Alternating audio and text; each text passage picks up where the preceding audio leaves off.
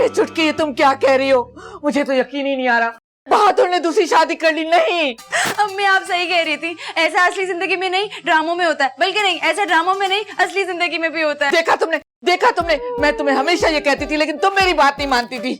आपको पता है, वो अपना फोन भी लॉक करके रखने लगे। उनसे मांगो तो नाराज होने लगते। मुझे पहले ख्याल करना चाहिए था। अच्छा, तुम्हें ख्याल करने में देर हो गई। चलो, लेकिन मुझे ये बताओ कि लड़की है कैसी?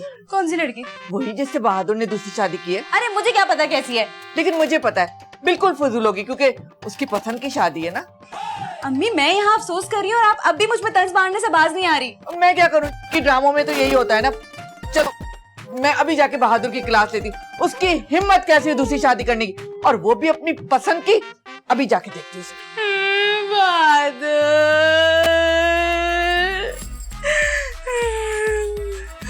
ओह, बेस निकल गई।